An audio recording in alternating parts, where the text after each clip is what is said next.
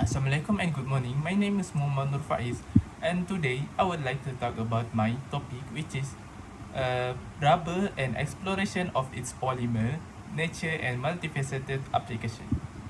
So today, now I would like to explain you about introduction of natural rubber. So why is natural rubber is a polymer? So as you know, its monomer is isoprene.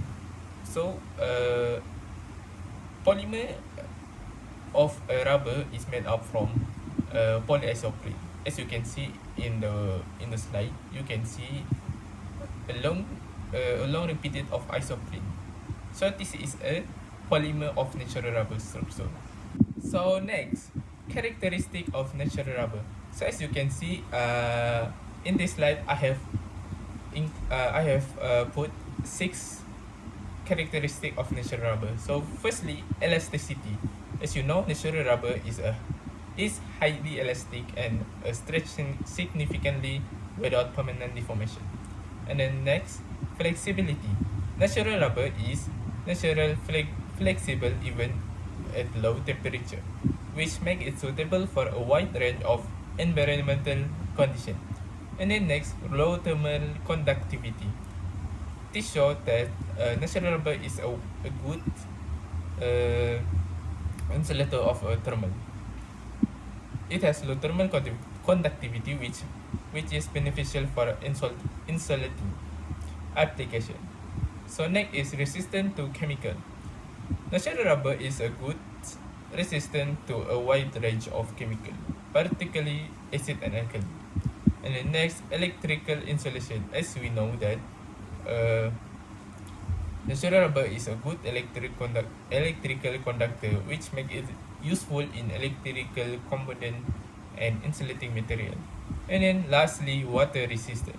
Natural rubber is a highly resistant to water and maintain its properties when it exposed to moisture. This is valuable. So now I would like to tell you what is the difference of natural rubber and synthetic.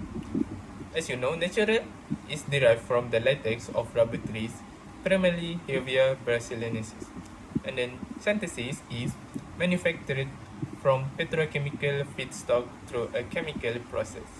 Now, as you see, there is a difference that I create in a table. So, natural rubber is a natural polymer, while synthetic is handmade by a chemical product. And then next, it is obtained from plants, while synthetic it is made from petrochemical. So as you know, monomer unit is 2-methyl 1,3-butadiene or isoprene, while synthetic monomer unit are different in different synthetic amount. And then next, it has a higher impurities than synthetic rubber, while synthetic it has very low amount of impurities. And then its property either cannot be changed or are very difficult to change, while synthetic rubber can be customized according to the needs. And then lastly, it's eco-friendly as obtained from the bark of plants, while synthetic is not eco-friendly but can be recycled. Now I would like to talk about vulcanization. Vulcanization is a chemical process used to improve properties of rubber by making it more durable, elastic, and resistant to environmental factors. This process was discovered by Charles Gautier. This is popular in the mid 19th centuries, and it's named after the Roman god of fire Vulcan, due to the heat involved in the process. Formation of crosslinks. This is an structure of the vulcanized rubber. During vulcanization, the sulfur atom form bridge or crosslinks between the polymer chain of the rubber. This cross-linking make the structure even more strong because its adjacent polymer chains making the rubber more stable and less susceptible to environmental factors. So, what is the necessities for vulcanization? Vulcanization is essential for natural rubber because it enhances its property, making it more durable, heat resistant, and resilient. So this is important process to make the rubber even more uh, durable, so we can use it in more various application. So here are the properties of natural versus vulcanized. So natural rubber, it is soft and sticky, while vulcanized, it is hard and not sticky. And then next, it has low tensile strength, while vulcanized have more tensile strength. And then in terms of elasticity, vulcanized have higher elasticity compared to the natural. So in terms of temperature, for natural rubber, it can be used over a narrow range of temperature in 10 Celsius until 60 Celsius, while vulcanized negative 40 Celsius until 100 Celsius. As we can see, in terms of vulcanized, it have a wide range of temperature. And then the resistance for the natural have a lower wear and tear resistance, while for vulcanized, it has high wear and tear resistance is higher. And then lastly, for natural rubber, it is soluble in solvent like ether, while vulcanized, it is insoluble in uncommon solvents.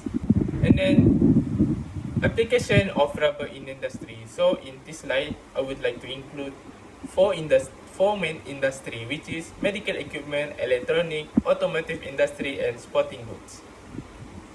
This is in terms of their properties, which is suitable for the every aspect of the industry. So now I would like to talk about the rubber role in industry, versatility, and application. Because rubber has a wide range of industrial uses due to its unique combination. So it has many useful application we can use. Firstly is medical. Surgical gloves are composed of both natural rubber latex and other varieties of synthetic rubber. So we use this in a medical because it has extreme sensitivity, increased flexibility, maximal strength, increased protection, ambidextrousness, and sterilization capabilities. Second is electronics. Rubber is a strong barrier to the heat transfer, heat and electricity. As we know that rubber is good in terms of insulator of heat transfer in temperature or electric. For this reason, the rubber is most effective as insulator. Next is automotive. As we know, mainly it has many use in automotive industry because as we know, one of the product is tire, which is the most significant rubber product in car. This is because the rubber offer a good grip for steering and braking. So additional, this rubber will absorb shock, lessening the effect of potholes and irregularities in the road. So rubber has many useful thing in automotive mainly. Lastly, sport. Rubber flooring is resilient and dense enough to support a lot of feet without buckling or cracking. So we can use this rubber in daily use for basically I think this is suitable in gym. Also we can use as borehole because it got against flow damage and apparatus breakage. So that's all from my presentation. Thank you for lending your ear.